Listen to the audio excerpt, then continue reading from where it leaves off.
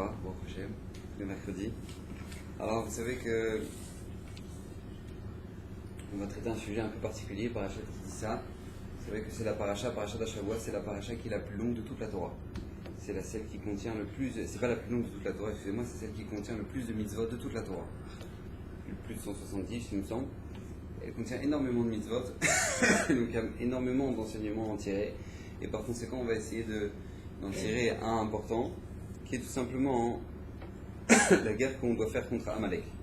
Dans les derniers psukim de la paracha nous ramène quelques enseignements, deux mitzvot, Beikaron, mais qui disent que c'est trois, il m'a dit. C'est marqué Zachor et Asher asa lecha Amalek. Souviens-toi de ce que tu as fait à Amalek. Bederer betzetrem mitzrayim lorsque tu es sorti d'Égypte. Asher karecha baderer, car il t'a refroidi pendant que tu étais sur le chemin, en chemin. Veizaner becha kol anechashalim acharecha, et il a attaqué tous ceux qui étaient à l'arrière du camp, tous ceux qui étaient retardés, qui étaient à l'arrière du camp, c'est lui qui les a attaqués.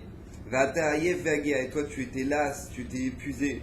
Velo yare Elohim, et lui il ne craignait pas Kadosh Baruch Hu.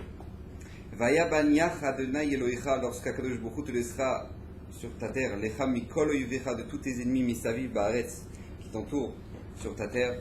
Asher Hashem Elokecha noten lecha, qu'Akadosh Baruch Hu te donnera nachala l'erishta comme héritage. Timche et zecher Amalek, tu effaceras le nom d'Hashem, mitachat Hashamayim, dessous le ciel, lotishkar, et n'oublie pas.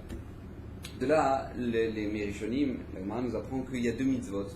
La première c'est Zechor, souviens-toi de ce que tu as fait à Amalek.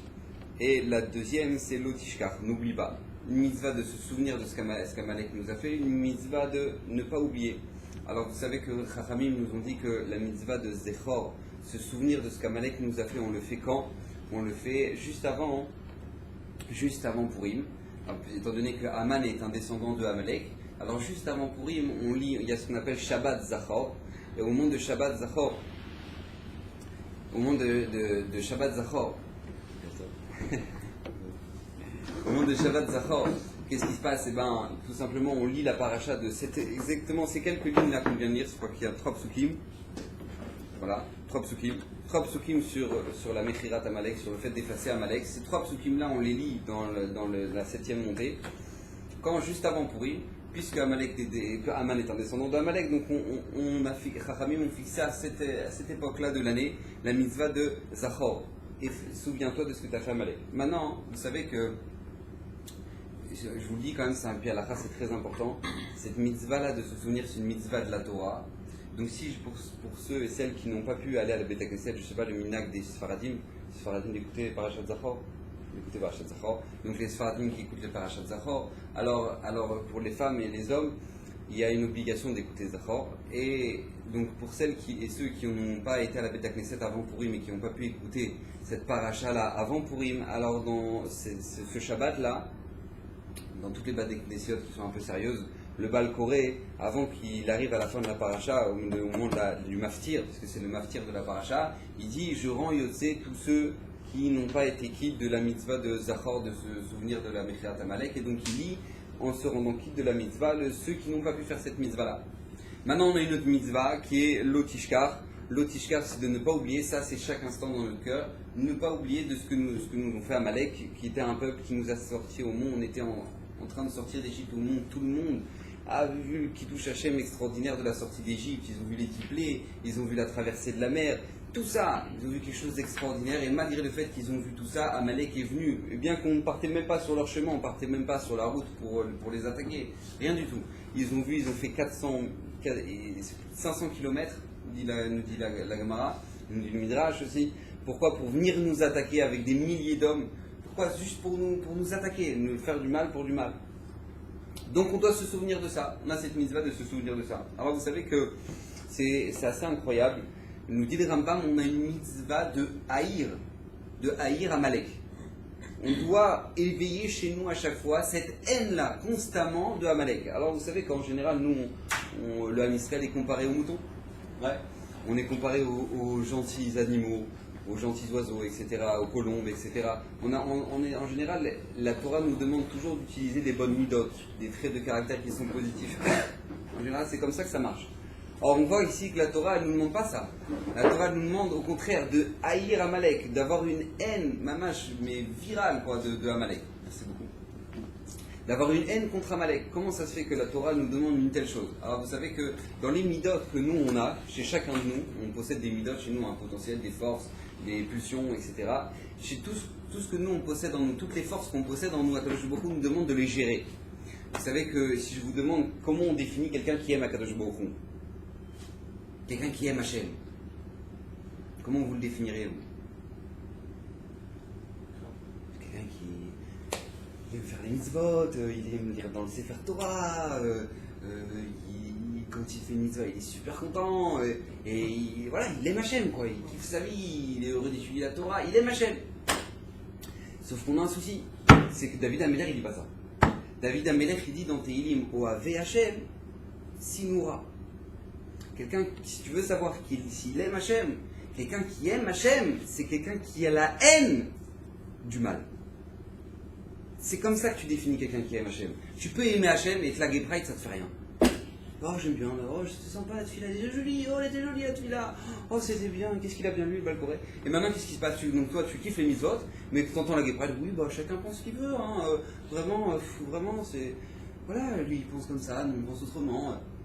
Si toi, tu n'as pas la haine, si toi, ça te fait rien, si toi, ça boue pas en toi, que maintenant, tu as des gens que Akadosh Baruch Hu, il les appelle des toevot, il les appelle des dégoûts. Le Boholam, celui qui a créé le ciel et la terre, il les appelle un dégoût. Ces gens-là, ils se pavanent dans la rue et tout le monde est là et tout le monde dit si toi maintenant ça boue pas en toi, ça te fait pas t'as pas une haine du mal, et bien qu'est-ce qui se passe? Tu t'appelles pas que t'aimes Hachem. Oave Hachem, il dit David Améler dans Tehilim, Oave Hachem Sinura, celui qui aime Akadosh Baruch Hu, c'est celui qui a la haine du mal, parce que ça te fait mal. Ça te fait mal, c'est pas possible. Tu peux pas dire j'aime mon père, j'aime ma mère, et il y a quelqu'un qui arrive et qui met une claque. BAM!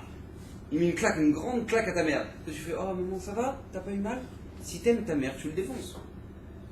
Si t'aimes ta mère, tu l'éclates. C'est pas possible. Comment toi maintenant tu fais ça à ma mère? Mais t'es un malade, toi, tu vas mourir. Ça s'appelle aimer Hachem.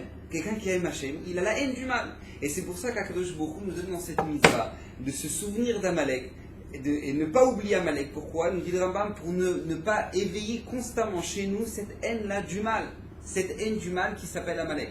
Alors, les commentaires ils demandent, qu'est-ce qui se passe? Qu'est-ce qu'il y a de particulier chez Amalek? Qu'est-ce qui se passe chez ce peuple-là pour qu'on doit les détester à ce point? Paro, il n'était pas tellement mieux. Ouais, c'est-à-dire que Paro, quand même, c'est-à-dire qu'il faisait la shrita à 300 gosses pour se faire un bain mensonge parce qu'il avait des soucis de peau. C'est-à-dire que voilà, c'est-à-dire qu'on a des ennemis, on en a eu, Baruch Hashem. Donc maintenant, qu'est-ce qui se passe? Celui-là, on ne te dit pas maintenant tu haïras l'Égyptien. On ne te demande pas d'haïr l'Égyptien, on te demande d'haïr Amalek. Qu'est-ce qui s'est passé maintenant d'Afka chez Amalek pour que maintenant on doit le détester? Alors, vous savez d'où il est né? D'où est né Amalek? C'est important de le savoir. Amalek, c'est tout simplement le petit-fils de Esav. D'accord? Il y avait Yaakov, il y avait Esav, deux frères jumeaux. Au moment où maintenant il y a une dispute entre Yaakov et Esav était très jaloux d'avoir vendu ce regret, un très grand regret d'avoir vendu son droit d'aînesse, etc., toute l'histoire. Et donc du coup, Esav va avoir une haine virale contre Yaakov. Au moment où il va avoir une haine virale, il va transmettre ça chez son fils Eliphaz.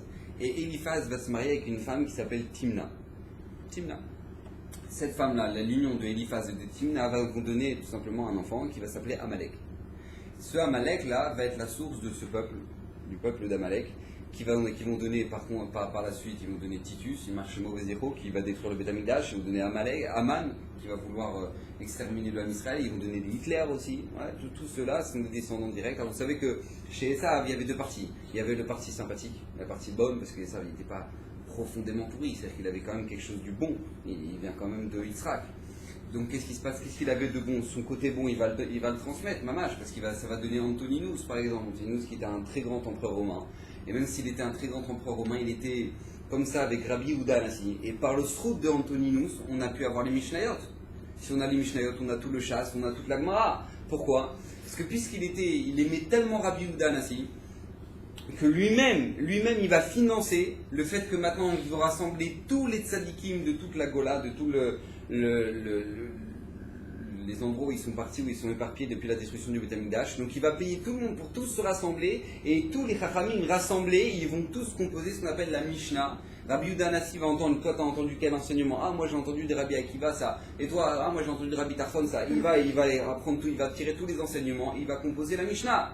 Donc comment Rabbi Yehuda Hanassi il a pu composer la Mishnah? Par le srout d'Antoninus, qui lui est un descendant direct de Esav. Et c'est marqué même, il y a une merloquette, c'est comme à la fin de sa vie il va se convertir ou pas, mais à Kedekar, la Gemara dans Avodah Zarah nous dit que Antoninus il se mettait à quatre pattes. Il se mettait à quatre pattes devant Yehuda Hanassi pour qu'il monte sur son lit. Alors c'était l'empereur romain quand même, c'est-à-dire qu'il allait chez lui, il se marquait qu'il avait fait un trou dans les fondations de sa maison, il a fait un trou dans les fondations pour que ça arrive directement dans la maison de Rabbi Yehuda Hanassi. À chaque fois qu'il commençait à creuser le trou, il les liquidait les uns après les autres pour être sûr qu'il n'y a personne qui se souvienne qu'ils ont fait un trou. D'accord, pour aller étudier la Torah chez Rabbi Yehuda Hanassi. Donc voilà, ça a donné Rabbi Akiva qui est un descendant de converti, de Esav. Ça a donné Rabbi Meir Baal Hanès qui est un descendant de Néron qui était un des grands généraux de l'armée romaine, qui au moment où il a été envoyé pour détruire le Beth Amikdash, il a envoyé des flèches dans les quatre coins cardinaux. Et il voit que toutes les flèches elles tombent vers Yerushalayim. C'est bizarre quand même, il y a un sacré vent quand même, pour qu'à chaque fois que je tire les flèches, ça tombe dans Yerushalayim. Qu'est-ce qui se passe? À ce moment-là, il arrête un gamin. Il lui dit, dis-moi, quel passouk t'as appris toi au Freder? Il a dit, je me vengerai de Edom. C'est le passouk que j'ai appris aujourd'hui, je me vengerai de Edom. Donc lui, il a compris que c'était Edom, donc il a compris qu'Hachem, ça va chauffer. Donc lui, quand il a entendu ça, il a dit, je deviens juif. Et il est devenu juif, il va avoir dans ses descendants Rabbi Meir Baal Hanès. Donc comme ça, tout ça, ça vient quand même du côté bon de Esav. Mais le côté mauvais, le côté rat de Esav, ça va donner Amalek. Donc maintenant, on a une question, on a un problème, parce que nous, vous savez qu'il y a quelque chose qui est très très important, qui est fondamental dans la Torah, c'est que la Torah nous donne, on a 613 mitzvot. D'où on sait qu'on a 613 mitzvot. Vous savez pourquoi on a 613 mitzvot? C'est pas marqué dans la Torah. Et tu auras 613 mitzvot. Donc on sait que 613, pourquoi pas moins, pourquoi pas plus, pourquoi? Tout on le sait. Alors on apprend d'une dracha, tout simplement, c'est marqué Torah Tziva Lanu Moshe, Moracha Kilat Yaakov. Torah Tziva, Torah Gamatria 611, on en rajoute 2 parce qu'il y avait les deux tables de la loi, ça fait 13. Donc Torah, ça fait 613 mitzvot. De là, on apprend qu'il y a 613 mitzvot dans la Torah. Tziva Lanu Moracha. Maintenant, le truc, ce problème, c'est qu'on a 613 dans le mitzvot dans la Torah, mais quand on regarde la Torah, on a beaucoup plus d'ordonnances d'Hachem. Il y a énormément de mitzvot qui ne sont pas comptés dans les 613 mitzvot. Je vous donne un exemple très simple. Au moment où Akadosh Baruch Hu, on s'est arrêté au pied du Har Sinaï, Akadosh Baruch Hu nous a dit attention, tout celui qui s'approche de la montagne, il va mourir. Tout celui qui pose son pied sur la montagne, il va mourir. Akadosh Baruch Hu, ça il le répète plein de fois. Au moment où on est sorti d'Égypte, Akadosh Baruch Hu a dit vous prenez le sang, vous le mettez sur les linteaux. C'est une ordonnance, c'est une mitzvah d'Hachem. Donc comment ça se fait que ça ne compte pas dans les 613 mitzvot? Alors le klal il est comme ça, écoutez bien. Le Rambam il explique ce klal et il dit tout simplement toutes les mitzvot qui vont rester dans le temps, pour l'éternité, font partie des 613 mitzvot. Les mitzvot qui étaient zmaniot, qui étaient pendant cette période-là, elles ne font pas partie des 613 mitzvot. Donc puisqu'au moment où on était au pied du Har Sinaï, on a reçu cette ordonnance, ok c'était au pied du Har Sinaï, mais pour la suite de l'histoire on n'a pas besoin de ça. On n'a pas besoin de ça. Donc les 613 mitzvot, il y a une marque locale, c'est quels sont les 613 mitzvot entre les Rishonim. Mais en tout cas, tout le monde est d'accord que dans les 613 mitzvot, il y en a au moins deux qui est souviens-toi de ce que tu as fait à Amalek et n'oublie pas. Alors on a un problème, parce que moi je vous le connaissez Amalek, vous connaissez-vous Amalek, vous l'avez croisé dans la rue? On ne le connaît pas. C'est-à-dire que maintenant on est en train de te dire oui, tu sais quoi, le critère de dépasser Amalek, souviens-toi de ce qu'il t'a fait à Amalek, c'est quoi le critère? C'est tout simplement regarde dans la rue. Regarde autour de toi et souviens-toi et détruis-le. Mais qu'est-ce que je peux faire moi avec cette mitzvah? Qu'est-ce que je peux faire avec cette mitzvah de se souvenir de ce qu'il a fait à Amalek? Je ne sais même pas de quoi on me parle d'Echlal. Je ne sais même pas ce qu'on veut de moi. Alors comment ça se fait qu'on a cette mitzvah et on a une mitzvah importante, c'est une mitzvah qui est primordiale, d'effacer Amalek? Qu'est-ce qu'on en fait maintenant qu'on ne connaît pas? Vous savez qu'à l'époque, je vous dis, à Gav, il y a des gens, encore il y a quelques années, ils savaient encore reconnaître qui était un Amaleki. Par exemple, le Chavetz Chaim, il avait cette Kabbalah.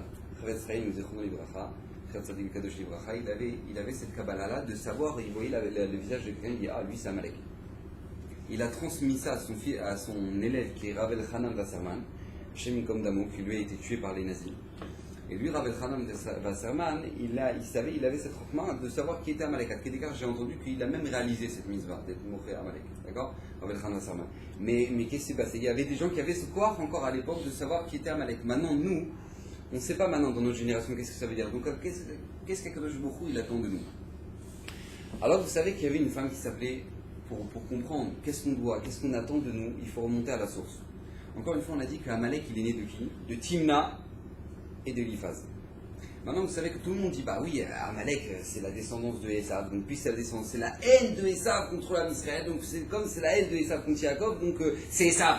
Amalek, c'est tout Esav. En fait, quand on cherche un peu plus profondément, vous savez que pour faire un enfant, il faut toujours être deux. Ouais, maintenant c'est évidemment compliqué, moins évident, mais normalement pour avoir un enfant, il faut toujours être deux. Donc forcément, si ça a donné un enfant comme Amalek, il fallait Timna et il fallait Eliphaz. Maintenant la Gemara dans Sanhedrin, elle nous raconte que Timna, cette femme-là, c'est une princesse. C'est une princesse. Kedekar, c'est marqué dans le passou. Mais Timna est apilegesh l'Eliphaz, Benesav, Betele l'Eliphaz. Donc dit Rashi, écoutez bien. Timna, c'était la concubine de Eliphaz. Léodia Gadluto chez l'Abraham. Kamayuta Abim. Les Dabek Bezaro. Pourquoi? Timna Zobat Alufi Maïta. Elle était princesse, elle était de lignée royale. Et elle voulait se convertir. Elle est partie voir Abraham Avinu. Elle a voulu faire un chidour avec Abraham Avinu. Et Abraham Avinu n'a pas voulu. Elle a voulu faire un chidour avec Yitzhak. Yitzhak, il n'a pas voulu. Elle a voulu faire un chidour avec Yaakov. Et Yaakov, il n'a pas voulu. Donc qu'est-ce qui s'est passé? Elle est partie voir le neveu de Yaakov, qui est Eliphaz. Elle a dit, je ne peux pas me marier avec toi. Au moins, je suis concubine. Donc maintenant, elle et cette union-là, ça va donner Amalek. A priori, on a un problème, c'est-à-dire que vous imaginez un peu la responsabilité de Abraham, Yitzhak et Yaakov. Ils auraient pu éviter Adolf Hitler, quoi. Il suffisait de se marier avec elle, ils auraient pu éviter Adolf Hitler, ils auraient pu éviter Haman, ils auraient pu éviter tous nos ennemis, tous les pires ennemis qu'on ait eus. C'est-à-dire descendants de Amalek, tout cela, on aurait pu les éviter avec un mariage. Abraham, Yitzhak et Yaakov, ils auraient pu se marier avec elle. Si c'était marié avec elle, ils avaient accepté. Et bien tout simplement, on aurait évité toute cette histoire-là. Elle s'est mariée avec Eliphaz, va sortir Amalek, le pire de tous nos ennemis. Qu'est-ce qui s'est passé? Alors elle nous dit, le Rabbi Tzadok a connu Minoubin quelque chose d'extraordinaire. Abraham, Yitzhak et Yaakov, ils avaient la force, quand ils voyaient le visage d'une personne, de voir la particularité de cette personne-là. Ils ont compris que chez cette femme-là, c'est une femme qui n'accepte pas qu'on lui dise ce qu'il faut faire. Timna, quand elle a quelque chose en tête, c'est mort. C'est mort, archi-mort. Elle ne supportera pas entendre non. Donc lui, Abraham, la preuve, c'est qu'Abraham, il a dit non, elle est partie voir qui? Yitzhak. Yitzhak, il a dit non, elle est partie voir qui? Yaakov. Yaakov, il a dit non, elle est partie voir qui? Eliphaz. C'est-à-dire qu'il faut quand même avoir la tête dure. Au bout d'un moment, ça y est. Ça y est, au bout d'un moment. Non, qu'est-ce qui se passe? Non, elle lâche pas l'histoire. Et Abraham Avinu, il a vu ça chez elle. Il a dit une femme qui est comme ça, qui n'accepte pas qu'on lui dise quoi faire. Parce qu'elle, quand elle comprend, alors elle fait, mais quand elle comprend pas, elle ne fait pas. Une personne comme ça, de elle va naître Amalek. Il a compris, Abraham, Yitzhak et Yaakov, ils ont compris ça. Ils ont compris que Timna, c'est une femme qui est dangereuse. C'est pour ça que dans Parashat Hashavua, dans notre Parashat, c'est marqué Velo Yireh Elokim. Amalek, il ne craignait pas Hachem. Par contre, Akadosh Baruch Hu, sur une personne, il a dit maintenant, je sais que tu crains Hachem. C'est chez qui? Abraham Avinu. Au moment où Abraham Avinu il est arrivé pour faire la shrita de son fils, il est là avec le couteau. Il entend le malach qui lui dit arrête! Et lui il dit non, je peux pas. Il dit si, ça y est, stop. Il dit regarde, je suis le malach de la shrita, je suis le malach de ta mitzvah. Tu l'as déjà fait la mitzvah. Stop, vas-y avec toi. Hachem il dit maintenant je sais que tu crains Hachem. Comment un Kadosh Baruch Hu il sait que... Moi je vous pose la question, d'où on sait que quelqu'un craint Hachem? Moi je vous donne encore une autre définition. Une personne qui craint Hachem, pas quelqu'un qui aime Hachem maintenant, mais quelqu'un qui craint Hachem. C'est quoi la définition de quelqu'un qui craint Hachem? Alors je vais dire, tout simplement, il a peur de faire des avérotes. Quelqu'un qui craint Hachem, c'est quelqu'un que Shabbat, il va prendre toute la parole parce qu'il ne veut pas tromper. Quelqu'un qui va manger super ultra cachère, parce que tout simplement sinon il a peur de pas manger cachère. Ça c'est quelqu'un qui craint Hachem. La Torah te dit non. Quelqu'un qui craint Hachem, c'est pas ça. Quelqu'un qui craint Hachem, c'est quelqu'un qui a une envie. C'est quelqu'un qui a compris quelque chose, mais il est prêt à sacrifier tout ce qu'il a compris et toute son envie. Pourquoi? Pour la volonté d'Hachem. Ça s'appelle quelqu'un qui craint Hachem. Au moment où Abraham Avinu, lui, toute sa vie, qui a construit contre une avodazara à l'époque qui s'appelait le Moler, que les gens c'était des fous furieux, ils prenaient leurs enfants, ils tuaient leurs enfants, ils les balançaient dans le feu. Maintenant, lui il se bat, il dit mais vous êtes des malades. Vous balancez vos enfants dans le feu. Arrêtez votre délire. Donc lui, toute sa vie, il a construit toute la Avodat Hashem là-dessus, Abraham Avinu. Akadosh Baruch Hu s'adresse à lui, il dit, tu sais quoi, tu prends ton fils et tu vas le sacrifier. C'est-à-dire que ça allait contre tout le principe de tout ce qu'il avait construit pendant des années. Mais c'est pas grave, ça va contre tout ce que j'ai compris, mais c'est pas grave, je le fais. Au moment où il va faire Akadosh Baruch Hu, il dit maintenant je sais que tu crains Hachem. Quelqu'un qui craint Hachem, c'est quelqu'un qui est prêt à baisser la tête au moment où Akadosh Baruch Hu lui demande quelque chose. Timna, c'était quelqu'un qui n'était pas prêt à baisser la tête quand Akadosh Baruch Hu, il lui demandait. C'est quelqu'un qui baissait la tête à partir du moment où elle comprenait que ça allait dans son sens. Tidou lachem, il faut savoir, et c'est là-dessus que la Torah vient nous dire, Zachor Masha Salecha Amalek. Sache que Amalek, si tu veux enlever le Amalek il est en toi. Ce chidouche là, c'est un chidouche de Rav Elchanan Wasserman. Rav Elchanan Wasserman, il dit dans Kobet Shurim Tedou Lachem, si Akadosh Baruch Hu veut maintenant qu'on ne sache pas qui c'est Amalek, c'est parce que c'est bien pire que ça.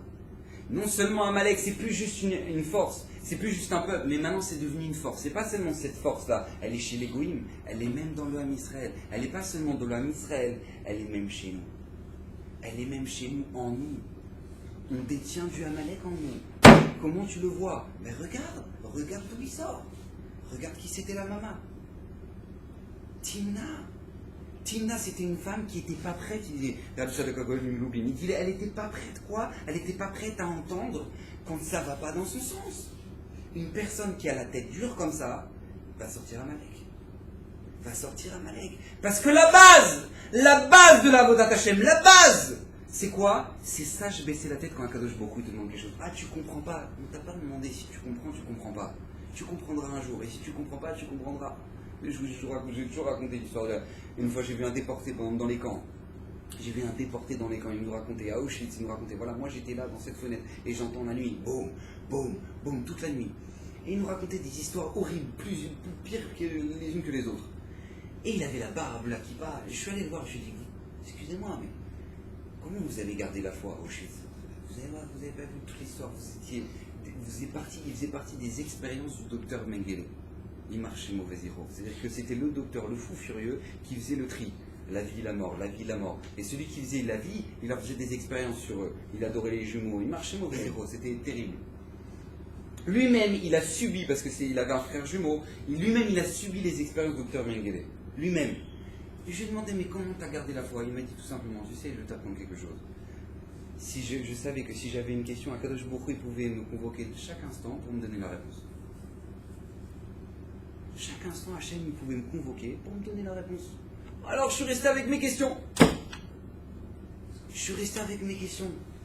C'est comme ça. Abraham avait venu, il a dit, j'ai des questions. C'est pas de problème, j'ai des questions. Alors, c'est pas grave, j'ai des questions. C'est pas pour autant que maintenant je dois pas faire la Avodat Hashem. Je vous dis toujours ça. Vous croyez que Baba Saleh, il avait pas des questions?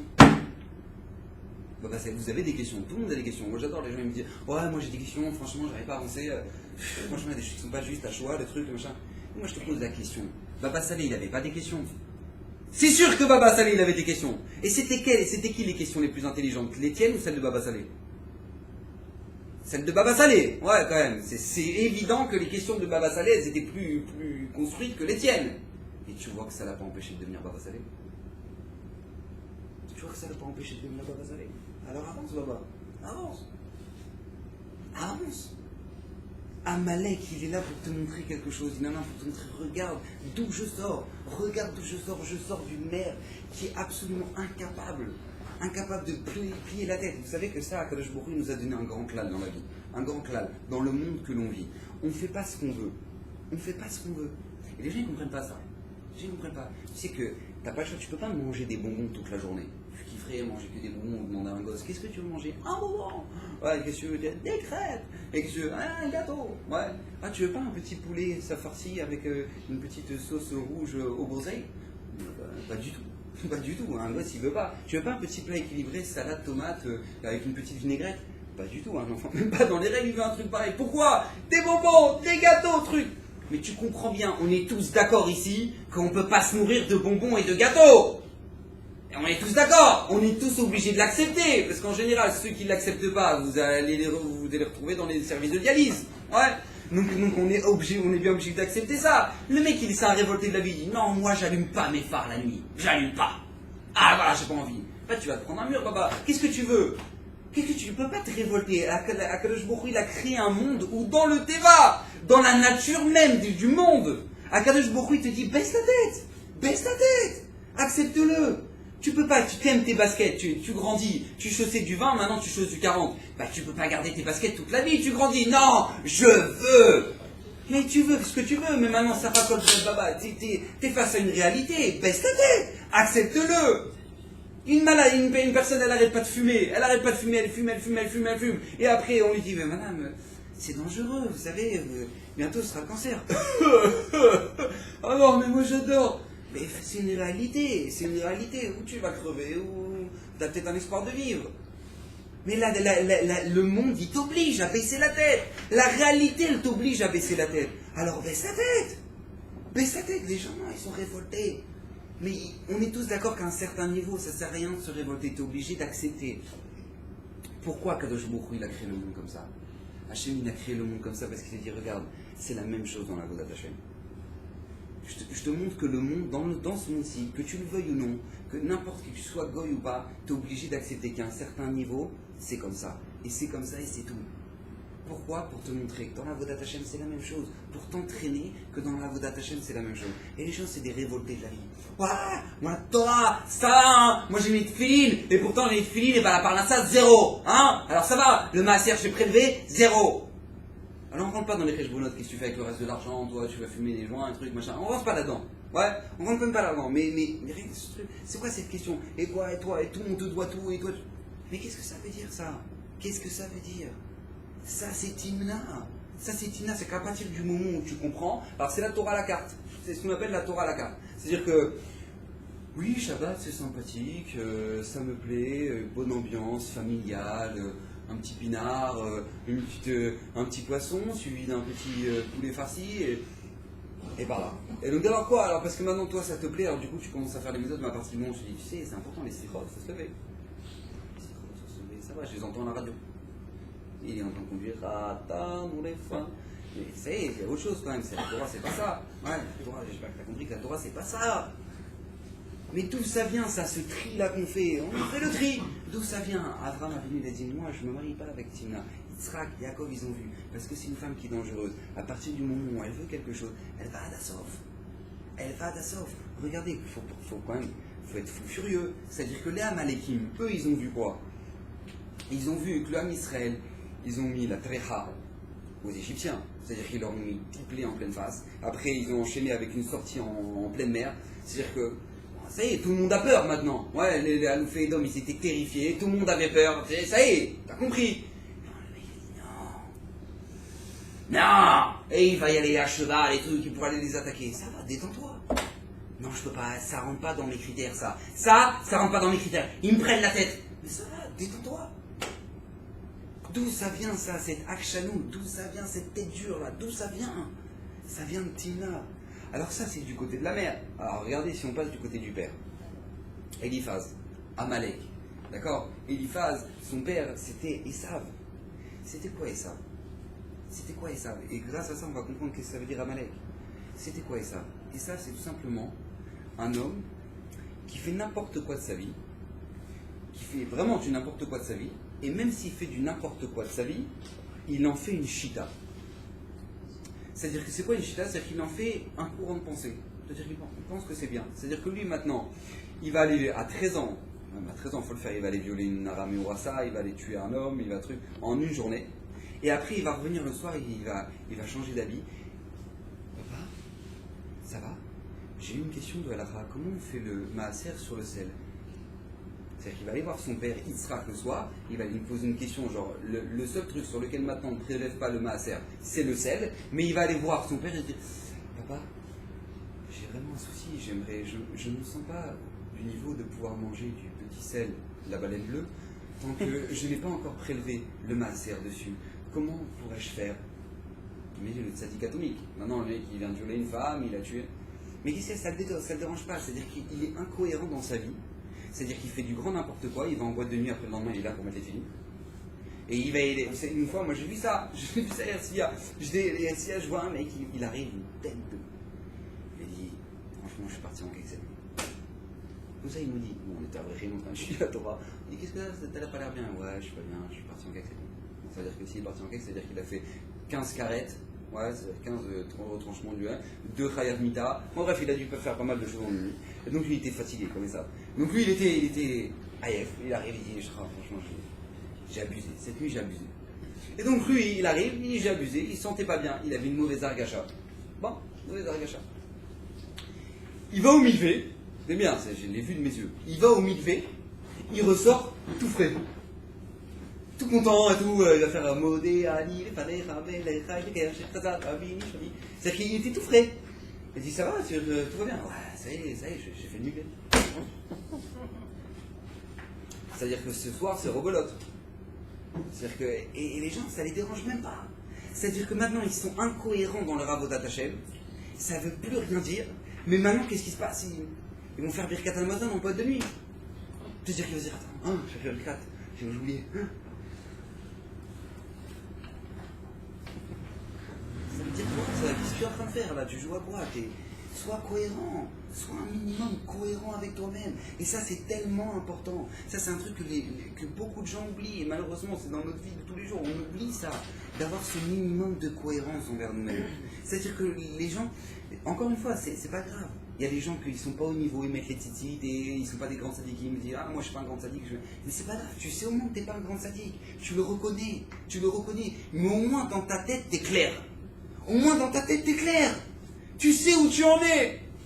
Tu dis voilà, je mets les titites, je suis pas Shomer Liga, je suis pas un grand sadique, je mets la kippa et je suis pas une référence. Ok, mais c'est d'ergamo.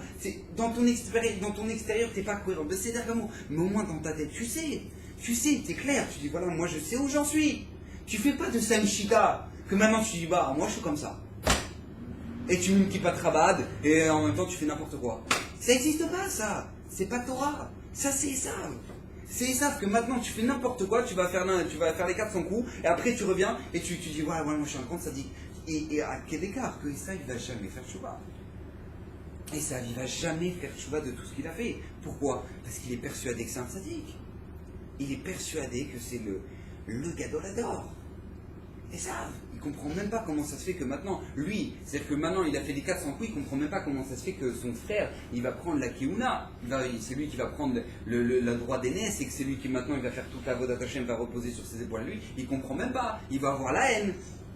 Vous imaginez un peu le truc, c'est-à-dire que le mec il sort de Ibiza, il vient de partir 2 semaines de vacances à Ibiza, il revient dans sa communauté, il dit je m'excuse, je voudrais être le rabbin.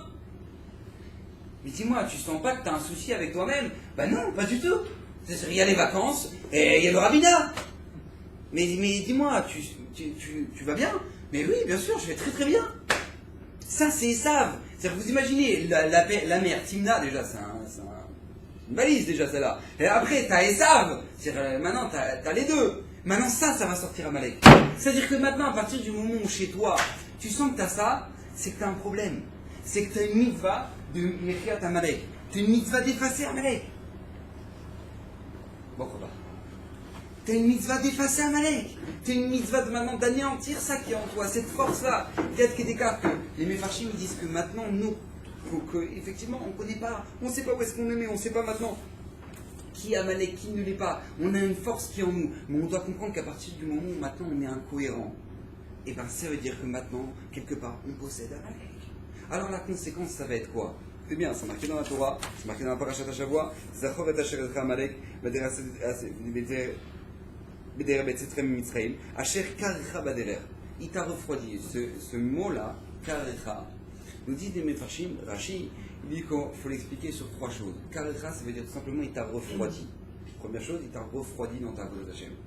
Deuxième chose, Karecha, c'est une lachon Keri. Keri, c'est par hasard. Ouais, c'est quelque chose qui est le micré, qui est le hasard des choses. D'accord? Troisième chose, Keri, c'est l'impureté. La semence en vin, etc. Tout ça s'appelle le Keri, l'impureté. C'est-à-dire que la conséquence, elle va être tout simplement, à partir du moment où toi, tu ne fais pas ce travail-là, comme on a vu, que tu as ce travail-là à faire, que tu dois vérifier si tu n'es pas descendant de Timna, tu dois faire ce travail-là, que tu n'as pas les midotes de Esav. À partir du moment où tu fais ce travail-là, tu comprends si tu n'as pas les conséquences. Les conséquences, c'est quoi? C'est ces 3 choses-là. Ces 3 choses-là, c'est quoi? C'est tout simplement que Amalek qui vient t'attaquer pour te refroidir dans ta Avodat Hashem. Te refroidir dans ta Avodat Hashem. Tu es en train de t'étirer là, tu es bien, tu avances dans ta Torah, tu avances, tu te renforces, tu comprends que ça, c'est le tu arrives. Et à ce moment-là, tu as une personne qui débarque et dit ça va, détends-toi. viens boire un verre.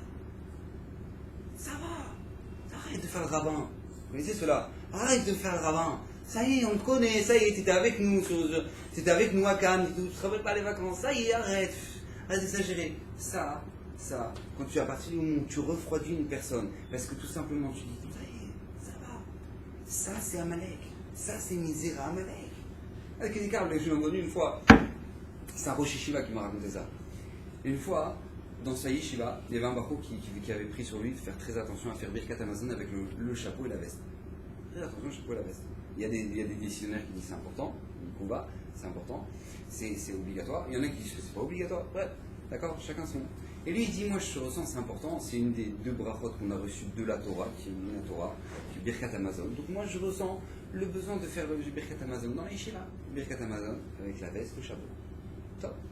Maintenant les autres barils commencent à se marier. Ah, arrête et tout, maintenant c'est ta Kabbalah de Yom Kippour et tout. Ah tu t'es chauffé et tout. D'accord, il commence à le charrier. Bonne chariade. C'est moi le Rosh Yeshiva, quand il a entendu qu'il y en avait des Bachrim qui disaient ça, il est monté sur la bima, dans le Beth Midrash, il a dit Moraï Verabotai.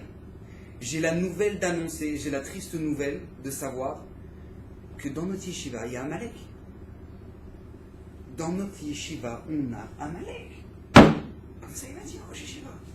Parce qu'à partir du moment où toi t'arrives, tu refroidis une personne qui avance dans la Torah, qui avance dans les mitzvot, tu la refroidis, tu vois que la personne elle fait une tilat yareim, elle fait bien, elle remonte ses manches, elle fait bien, arrête de commencer à faire oh waouh, t'as déchiré là. Tu vois que la personne elle commence à, tu vois que la fille elle commence à avancer, elle commence à mettre des jupons le truc, elle fait ah ouais la rabbinite et tout, elle arrive la rabbinite, elle commence à faire chomeret niki, elle a commencé à arrêter, elle a pris sur d'arrêter de toucher les garçons, machin un truc, ouais la tzadéket elle arrivait tout, la tzadéket tu me fais le braquat. C'est à partir du moment où tu commences à sortir des lourdeurs comme ça de ta bouche, à qui t'es Shayar, sache de qui tu viens. Asher Karchaba derrière, pendant que toi t'étais en chemin, il t'a refroidi, Mr. Freeze. C'est exactement ça. Le thème du jour de ce soir, c'était Mr. Freeze. C'est exactement ça. C'est le mec, il arrive, rac, un grand glaçon. Tu sais, t'es bien, t'as la plage, t'es bien. Ah, t'es bien, t'as truc. Et le mec, il arrive avec un verre d'eau froid, rac, dans le cou. C'est-à-dire que t'étais bien, t'avançais le truc, et là t'as les talons qui arrivent en de France pour les vacances qui te dit oh là, oh tu me fais plus la bise, oh tu me fais plus la bise, oh arrête de faire ta religieuse, arrête, on a grandi ensemble, on est parti traire les vaches ensemble, arrête ma fifi, allez viens ici que je te... Mais qu'est-ce que ça veut dire ça? Hachem Mishmor, Hachem Mishmor, Asher Kar Chabaderer. Toi tu dis moi franchement, arrête, franchement c'est pas exagéré, je rappelle mon rave. Peut-être que c'est mon oncle, ça va, peut-être c'est Moutard. D'où ça vient ça? Ça c'est Amalek. C'est Amalek. C'est Amalek qui est en train de te dire mais refroidis-toi, ça y est, arrête de te chauffer, arrête de faire des mitzvot, arrête de trucs, arrête d'être enthousiaste comme ça, arrête un petit peu, reprends-toi, retrouve un peu ce qui tu étais. Vous connaissez tous ces discours de lourdeur là? Ouais, reprends un peu, on aimerait te retrouver. Hachem Mishmor, je vous l'ai déjà dit 1 milliard de fois, la pire malédiction qu'une personne elle peut nous faire, c'est dire t'as pas changé. C'est la pire la malédiction qu'une personne peut nous faire, parce qu'une vache qui change pas, au rabat, c'est une vache. Mais nous qui changeons pas, c'est une catastrophe. C'est une catastrophe. Mais tu t'arrives à 20 ans, tu dois pas avoir la même tête 1 an après. C'est qu'on arrive à Rosh Hashanah. Pourquoi Hachem il a pas fait Rosh Hashanah une fois dans la vie? Pourquoi on passe devant le Mishpat tous les ans? Tous les ans, on passe devant Hachem. Allez, rac, tribunal, Makara. Pourquoi? Hachem, il veut voir. Attends, je suis désolé. Moi, je te mets en liberté maintenant. Mais... liberté provisoire. C'est-à-dire, je veux voir ce que tu es un peu en train de faire. Moi, je t'ai donné des forces. Je t'ai donné des forces, je t'ai donné la santé, je t'ai donné l'argent, je t'ai donné le truc. Je veux voir ce que tu as fait avec. On va ouvrir les dossiers à la fin de l'année. Qu'est-ce que tu as fait avec tout ça? Et il va voir l'argent, combien tu l'as cramé dans les sushis, combien tu l'as cramé dans les restos à 200 shekels, et combien tu l'as truc, et combien alors que tu n'avais même pas besoin, mais tu ne savais pas quoi faire de ton fric, et quand tu avais un pauvre au feu rouge, tu commences à faire encore un gratteur, j'ai pas. Attends, j'ai pas compris, toi maintenant au resto, tu sors du resto, tu as claqué 300 shekels, et maintenant quand tu vois, j'ai pas la tête, je regarde même pas. Dis-moi, ça va dans ta tête? Mais dis-moi, ça va. Ça c'est la plus grande claque, donc à partir du moment où maintenant une personne va dire arrête, t'as changé, vraiment je te reconnais pas. Ça c'est un malin qui te refroidit. Pas d'erreur! Dans ton derrière, au moment où tu as avancé, tu es en train d'avancer dans ta vie, tu es en train d'avancer, tu es en train de prendre un autre derrière, tu es en train de te dire ça y est, maintenant je me suis planté, j'avance! Au moment où maintenant, toi, tu as eu ce courage-là, comme on a dit la semaine dernière. Mamash, la tchouva, ça relève du courage. Que tu es capable de dire, voilà, je me remets en question complètement sur ce que j'ai fait jusqu'à maintenant. Et je prends un nouveau derrière. Au moment où tu es en train de prendre un nouveau derrière, tu te dis, ça y est, pourquoi tu as changé de route? Ça y est, ah, t'étais bien là, je comprends pas. Tu kiffais, on était bien, les vacances c'était bien, c'était sympa. Là. Maintenant, tu n'as même plus d'amis. Regarde, tu fais tchouva, tu n'as même plus d'amis. Regarde. Ça, c'est les Satan. Tout ça, c'est les conseils du Satan. C'est Amalek. Tout ça, c'est la première chose. Karechava derrière. La deuxième chose, c'est Kéri. Mikre, pardon. Mikre, c'est par hasard. C'est le hasard. C'est-à-dire qu'Amalek, il est en train de te dire, ça y est, c'est par hasard. Tout n'est pas hasard. Ça y est, c'est-à-dire que si jamais maintenant, toi, t'es tombé malade, t'aurais dû t'habiller, et t'aurais dû partir en Thaïlande et des trucs. C'est-à-dire que maintenant, tu ne fais même pas le lien entre maintenant, toi, ce qui t'arrive dans ta vie, et Akadosh Baruch Hu. Tu as un problème dans ta parnassa, je dis, bah oui, bah je sais, c'est parce que le patron ne peut pas me blairer. Donc, comme le patron ne peut pas me blairer, bah alors voilà, et ben il essaie de me mettre une bâton sous les roues, et machin, et truc, je fais du Hachnara, Tabara, truc. Mais comment ça tu dois lier ça avec Hachem. Tu dois lier ça avec Hachem. Tu dois comprendre que si Akadosh Baruch Hu maintenant il m'enlève de mon argent, c'est parce qu'Akadosh Baruch Hu il attend quelque chose. C'est pas maintenant que tu t'es mal stationné, tu arrives maintenant, tu as un d'or de 250 shekels. Bah oui, je me suis mal stationné. Mais tu dois comprendre. Maka, qu'Akadosh Baruch Hu t'a enlevé 250 shekels là. Pourquoi Hachem me dit que tu as 250 shekels qui te revient? Que normalement, si Hachem si ça te revient pas, c'est que ça fait mal. Akadosh Baruch Hu te les a enlevés maintenant. C'est que moi, mon Rosh Yeshiva, Samuel Shlita, mon Rosh Yeshiva, il m'a toujours dit, mais tu sais quoi, si tu as un problème avec une machine à laver, tu as un problème avec ton frigo, tu sens qu'il est en train de te lâcher. Tu appelles un réparateur, tu dis, combien vous prenez ça pour réparateur? Bah, moi, la réparation de ce genre de choses, en vrai, c'est 300 shekels. Tu prends 300 shekels, tu les mets à la tzedaka. 300 shekels, tu les mets à la tzedaka. Bataïr, Vadarabani. Tu les mets à la tzedaka. Tu verras. Tu tapes dessus, elle redémarre. Je peux vous dire, c'est fait et approuvé. Par moi, par toute ma famille, je l'ai fait. Moi, une fois ma mère, pour vous dire, ma mère, vous savez que ma mère, c'est tac, tac, tac, tac, tac. C'est-à-dire qu'elle sait exactement. Est-ce que tu sais où est-ce qu'il est mon t-shirt vert, truc? Elle dit oui, bien sûr, dans telle armoire, tel truc, rangé dans tel pile. Alors, ça, c'est ma mère. J'ai n'importe quoi. Maintenant, qu'est-ce qui se passe? Ma mère, elle, c'est-à-dire que quand elle dit j'ai perdu quelque chose, c'est qu'en général, tu peux ramener le FBI, il est perdu. C'est-à-dire qu'il est perdu. C'est-à-dire, ne cherche pas, il est perdu. Maintenant, qu'est-ce qui se passe? Moi, ma mère, une fois, elle avait perdu son appareil photo. Elle me dit, je suis en pété, je sais pas de mon appareil photo. Je dis, bah, tu sais comme moi, comme ça, j'ai reçu une rabbanie. Ça. Alors, elle va sur le site de la Fnac, elle regarde combien ça coûte un nouvel appareil photo, elle prend la somme de l'appareil photo, elle le met à Koupataïa. Elle le met à Koupataïa. Et là, maintenant, elle se retrouve, au moment où maintenant elle a fini avec de vérifier le prix, elle se retrouve, et là, elle voit l'appareil photo au milieu, par terre, du salon, sur la moquette blanche. C'est-à-dire que, il faut être bigleux, ou alors on a un chat, mais il est plus proche de l'extraterrestre que du chat. C'est-à-dire que maintenant, il y a un souci. C'est-à-dire que maintenant, pourquoi? Parce qu'Akadosh Baruch Hu, là maintenant, il veut que tu perdes de l'argent dans un appareil photo que tu as perdu. Hachem, il veut là maintenant. Parce que tout simplement, ton argent, tu ne sais pas le gérer comme il faut. Donc si tu ne sais pas le gérer, Hachem, il te l'enlève. Donc qu'est-ce qui se passe? Toi, tu as une capara, tu dis, Hachem, j'ai compris, attention, j'envoie l'argent entre part. Et quel moment maintenant, toi, tu envoies l'argent dans la tzedaka, tu dis, voilà, ça me revenu, tu envoies ça, tu as gagné une mitzvah de tzedaka extraordinaire et tu retrouves l'appareil. Et ça, des tonnes de fois. La machine à laver, il y a encore quelques mois, la machine à laver, elle m'a lâché. Au moment où maintenant, elle est en train de. Donc voilà, elle ne marche plus, elle ne tourne plus. Donc une machine à laver qui ne tourne plus en général, c'est qu'elle ne marche plus. Et donc à ce moment-là, j'appelle un réparateur, je dis combien ça coûte. Hop, je suis d'accord, ok, bataille, rac, je tape, elle remarque. Pareil avec les frigos, les trucs. Bon, si vous voulez les changer, vous ne vous donnez pas coup bataille. Sinon, vous les gardez pour 80 ans. Mais sinon, voilà, c'est comme ça. C'est comme ça que ça fonctionne. Parce qu'Akadosh Baruch Hu, il veut que tu vois Hachem dans chaque instant de ta vie. Amalek est en train de te dire, mais non, pas du tout, c'est les délires religieux, ça. Ça veut dire quoi, ça? Ton frigo est fatigué, bah change-le. Ça veut dire, ta machine ne marche pas, bah achète du calgon. Et t'entends, ça grattera les trucs, je sais pas, on va tous les délires qui peuvent exister. Maintenant, pourquoi? Parce que tout simplement, quand je beaucoup d'entendre dire, les Amalekim vont te dire, mais arrête de voir Dieu partout. Arrête. Pas possible. Arrête de voir des signes partout. On te demande, un Yehudi, c'est quelqu'un qui sait voir Akadosh Baruch Hu bechol ma'aseh dans chaque chose, dans sa parnassa, dans son truc. À quel égard une personne s'est marquée Ezeu Hachir, qui a appelé riche à sa mère d'Echelko, celui qui est sa mère, qui est heureux de son sort. Pas marqué celui qui se contente, celui qui est heureux. Il a gagné sa fin du mois, il a gagné 7000. Je t'apparabre, j'ai gagné 7000. Ah, j'aime pas 7100. Pas 7100. Je suis content, j'ai gagné 7000. Hachem, c'est ce qu'il me fallait. Si j'avais plus, de toute façon, ce serait parti. Donc voilà, je suis content. C'est quelqu'un qui sait voir Kadosh Baruch Hu dans chaque chose. C'est quelqu'un qui sait voir tu vois, ton enfant, il est pas bien, il est malade. Pose-toi des questions.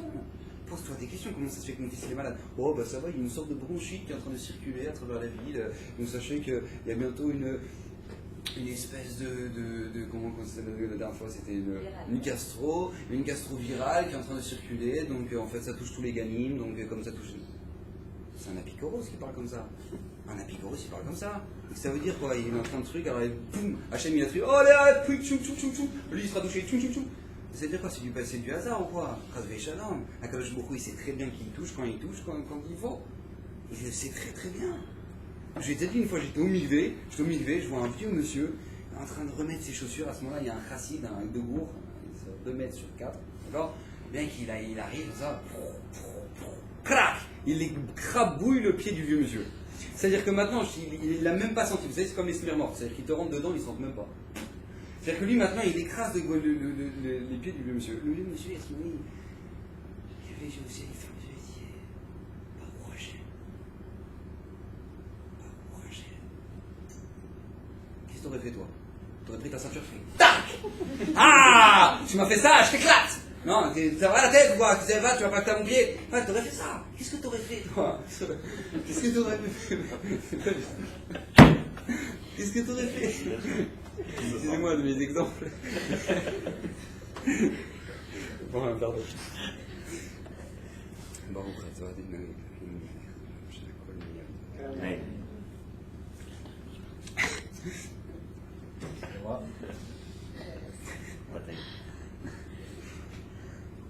C'est-à-dire que tu dois voir Hachem.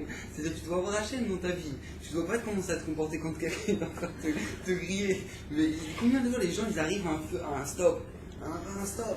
Ils arrivent, l'autre maintenant il est en train de le gratter, il sent qu'il est en train de le gratter. Ça y est, détends-toi, laisse-le passer. Non, tu vas arracher ta carrosserie sur toute la longueur. Pourquoi? Parce que tout simplement tu vas pas. Non, tu vois, je vais pas le laisser. Je vais pas le laisser. Mais c'est le bon Dieu qui t'envoie celui-là. C'est le bon Dieu qui te l'envoie pour que tu comprennes, tu tires une leçon. Le Borolam, il est là, il sait très bien combien toi, ton taux de nervosité, donc au moment où tu as oublié ton kit main libre, au moment où maintenant, toi, ton téléphone, il est dans la poche que tu n'arrives pas à atteindre, et au moment où maintenant, tu dois attendre ton téléphone important et tu as les flics devant toi. Voilà, Hachem, il te l'envoie là maintenant. Maintenant, il doit être en train de bouillir. Hachem, il t'a dit alors, hein? Alors, tu travailles un peu? Tu travailles? Ça, c'est un Yehudi. Ça, c'est un Yehudi. Un Yehudi, c'est quelqu'un qui est capable de voir Hachem dans chaque chose de sa vie, dans chaque instant de sa vie. Ça, c'est un Yehudi. Quelqu'un qui n'est pas Yehudi, un Maliki, il est dit, mais ça va, détends-toi, arrête de voir le bon Dieu partout, arrête, t'exagères, ça va, ça arrive à tout le monde, ça. Des choses qui arrivent à tout le monde. Ça, c'est un Malek. Le migré, c'est le hasard. Il n'y a pas, ça n'existe pas ça chez nous. Ça n'existe pas. Finir avec la troisième chose qui est tout simplement l'impureté. Amalek, il est là pour ramener le Kiri. Kiri nous dit Srazal, c'est quoi? C'est l'impureté. Qu'est-ce qu'on appelle l'impureté? Alors les gens ils ont l'impression que tout simplement ce qu'on appelle les choses kadosh, qu'est-ce qu'on appelle kadosh? Kadosh c'est pas salé, c'est. Ouais. Ceux-là ils sont kadosh, ils sont saints. Ils sont saints. Mais c'est quoi la définition de quelqu'un qui est saint? C'est quoi la définition? Qu'est-ce qu'il avait particulier Baba Salé pour que maintenant on appelle les kadosh? Pourquoi? La Gdusha, tout simplement, le Kiddushim Tiou, nous disent les Mefarshim, Prushim Tiou. La Gdusha vient à partir du moment où tu te sépares d'une chose. Akadosh Baruch Hu, il veut que maintenant tu te sépares des désirs de ton corps. Tu les gères. Ils soient dans tes mains. Tu saches les gérer. Quand Amalek il est en train de te dire, mais ça va. Pourquoi Akadosh Baruch Hu, il a voulu que Dafka, la Brit Mila, ce soit dans l'endroit de l'homme qui est la source de tous les plaisirs? Pourquoi c'est là-bas? Parce qu'Akadosh Baruch Hu, il sait très bien. On te demande, tu regardes, même ces désirs, ces pulsions qui sont les plus fortes, regarde, pense à Hachem. Place Hachem là-dedans. Dans la Gdusha, dans la Tahara. Amalek qui te dit, mais ça va, on s'en fout, on n'en a rien à faire. Et ça, il allait avec n'importe qui. Eliphaz, selon certains avis, Eliphaz, d'où elle est venue, Timna? Sa femme, à Eliphaz, c'était sa fille. Sa femme, c'est sa fille? Non, c'est possible. Oui, tout simplement, parce que la mère de Timna, C'était une reine. Eliphaz, il est parti avec cette femme-là. Elle a eu une fille qui s'appelait Timna et il s'est marié avec. Vous imaginez un peu le traloued atomique. C'est-à-dire d'où ça vient. Parce qu'à partir du moment où maintenant tu n'as plus de limite, tu sais pas c'est quoi la doucha, tu sais pas ce qui est permis, ce qui est assourd. Ça c'est Amalek. Amalek c'est Minachon Safek. Amalek c'est Minachon Safek. C'est quoi? C'est que maintenant tu sais pas, c'est permis, c'est assourd, truc. Sur Facebook, t'es marié, t'as encore la liste de toutes les autres femmes, toutes les filles, tous les trucs, toutes les connaissances que tu connaissais quand t'étais avant, et trucs et machin. Hachem Mishmor. Mais qu'est-ce que ça veut dire? Il y a des halachot. Ça y est, t'as ta femme, le reste, c'est mort. C'est mort et enterré. La Gemara te dit c'est des arbres. Bon, tu vois, les femmes, c'est des arbres. T'as ta femme, non, tout le reste, c'est des arbres. Tu vois rien, tu vois rien, tu vois rien. C'est dire quoi? Non, tu sais, ouais, je vais raconter mon problème de Shalom Baït à une copine qui me comprenait quand j'étais en truc.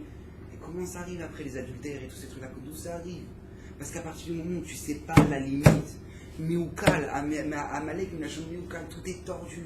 Tout est vicieux comme ça. Tu sais même pas où c'est moutard, où c'est assourd, qu'est-ce qui est permis, qu'est-ce qui est assourd. Ouais, alors les gens ils sont persuadés qu'ils font des mitzvot.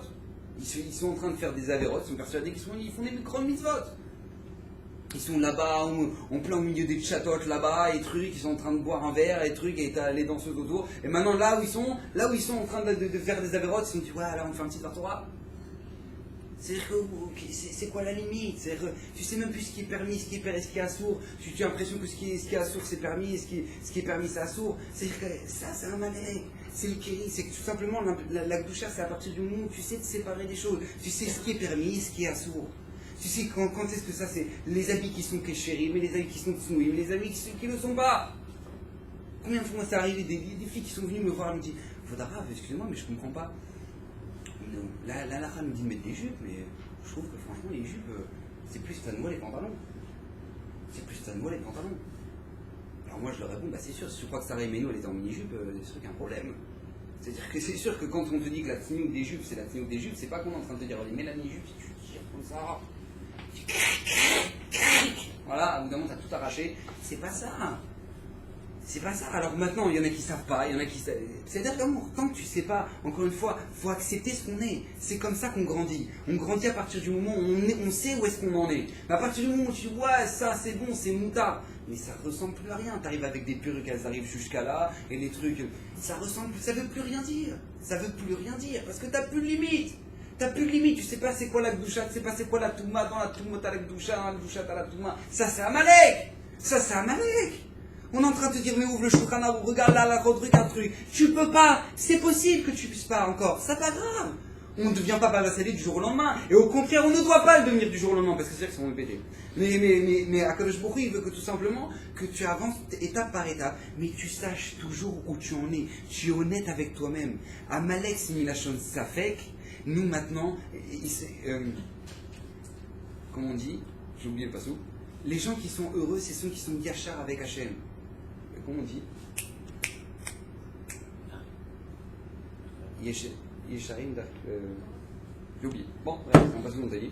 Que tout simplement, ceux qui ont un derrière droit, c'est ceux qui sont heureux avec Hachem. Alors des fois, le derrière droit, c'est selon ce que tu connais, selon tes notions de la tzniut, selon ce que tu connais toi, et ce que tu peux faire toi. C'est vrai, mais au moins tu es honnête avec toi-même.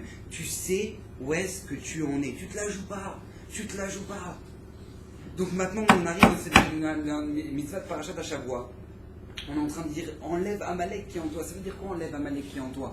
Enlève tous ces kralouettes qui est en toi, ce cassage de tête, cette tête dure qu'on peut avoir de Timna, que maintenant on fait seulement ce qu'on a envie de faire et pas plus, et voilà, est-ce qui rentre dans nos critères, alors je suis prêt à le faire, est-ce qui rentre pas, je suis pas prêt à le faire, et tout ce qui est savent de commencer à jouer dans la voie d'Atachem. Non, il faut avoir une honnêteté dans la voie d'Atachem. C'est comme ça qu'on avance. Je connais des gens, que maman c'était des balais de chouva, ils étaient au lycée, ils disaient franchement, je suis honnête, grave, je peux pas encore être Shomer Nigia, je peux pas encore, mais je suis honnête.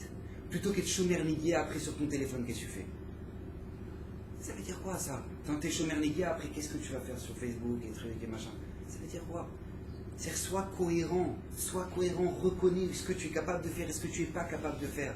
Reconnais ce que tu es dans tes forces, dans tes capacités, voilà, vous avez compris, de faire et ce que tu n'es pas capable de faire, mais au moins tu avances, tu grandis, et c'est comme ça qu'on avance dans la Avodat Hashem. C'est comme ça qu'on se construit. Et encore une fois, mais même les rabbinim, c'est n'importe quel rave qu'on va voir et qui est un vrai rave, il est capable de se dire, mais je suis rien. Qu'est-ce que je connais de la Avodat Hashem? On va voir ce que c'est Raphaël Kanevski. On va voir ce que c'est Raphaël Kanevski, que lui, il brûle. Il fait cuire son sel, parce que selon certains avis, le poisson au Shabbat, c'est d'avoir gauche, c'est quelque chose qui est entier, qui est chaud. Et donc si tu mets du sel, il y en a qui disent qu'il y a bichoul achar bichoul, il y a cuisson après cuisson dans le sel, donc il fait déjà cuire le sel, pour que maintenant, qu'au moment où il met du sel sur le poisson, il n'est pas bichoul. Vous imaginez un peu le truc de ouf. C'est-à-dire que toi, ça s'appelle le Yirat Shamayim. Mais il s'appelle Raphaël Kanevski, c'est pas du jour au lendemain que c'est devenu comme ça, c'est pas du jour au lendemain. Alors c'est sûr, chacun doit savoir où est-ce qu'on en est, on ne doit pas se la jouer. Alors c'est sûr que maintenant dans notre vie, il y a toujours l'être et le paraître. Toujours, constamment, il y a toujours l'être et le paraître. On paraît toujours mieux et on veut toujours paraître mieux que ce qu'on est véritablement. C'est normal, parce qu'on a envie d'avancer, on a envie d'évoluer, on a envie de montrer qu'on est quelqu'un de bien. C'est important et c'est vrai. On a toujours envie de paraître plus que ce qu'on est, c'est vrai. C'est important parce que c'est grâce à ça qu'on avance dans la Avodat Hashem. Parce que si quelqu'un dit « bah moi je suis ce que je suis », et voilà. Et moi, ben voilà, tu le retrouves après 10 ans et il reste le même. Il reste le même. Si tu ne te mets pas des obligations sur toi-même, si tu ne sens pas que maintenant tu t'obliges, alors des fois c'est par rapport à l'extérieur, c'est la tenue vestimentaire, c'est des choses comme ça. Si tu ne sens pas que toi maintenant tu t'obliges extérieurement, c'est-à-dire comment? Alors tu n'avanceras pas. Donc toi, des fois, il y a le paraître, c'est sûr, il est toujours différent que l'être mamache. Mais c'est pas grave, le principal, c'est que tu sais où est-ce que tu en es et tu sais que tu vas avancer. C'est le principal. Et tous les gens qui peuvent te charrier, qui peuvent venir et commencer à se moquer de toi, et commencer à... Eh ben c'est pas grave, tu les laisses derrière, ça y est, allez, jusqu'à demain. Moi, je me rappelle quand j'ai commencé à être Shumer Liga au lycée, moi j'ai commencé combien de charriades. Ah, ça y est, entre ceux qui sont... Ouais, ça y est, il fait son religieux maintenant, ça y est, il fait le rabbin. Ouais, et ceux qui commencent à faire allez, ça va, détends-toi, genre, tu toucheras plus les filles, arrête. Combien il y en a? Combien tu en passes? Mais c'est pas grave. Lui, il reste les mêmes, et toi, t'avances dans ta vie. Lui, il reste les mêmes, et toi, t'avances. C'est ça le principal. Le principal, c'est que toi, t'avances, mais tu te construis. T'es équilibré dans ta vie. C'est ça le principal. Là, comme je vous dis à chaque fois, la première mitzvah de la Torah, c'est quoi? C'est de ne pas être bête. Première mitzvah de la Torah, avant même, Hachem te dit, avant de prendre ma Torah de Moucha, ne sois pas teubé. Voilà, c'est ce que je te demande. Sois équilibré, réfléchis, fais les choses bien, avance. Mais avance. Ne joue pas un jeu comme ça, comme Timna, parce que de ça sort des gens dangereux, ça sort des Amalekim, des gens qui vont venir t'attaquer. Et les mêmes choses que nous, on possède même nous. Donc, Bezrat Hashem, qu'on puisse grandir dans la Avodat Hashem, qu'on puisse se construire, qu'on puisse, même que ma chère puisse devenir Bekarot, qu'on puisse avoir les choix, et que vous ayez le shefa de toutes les bonnes choses, Bezrat Hashem.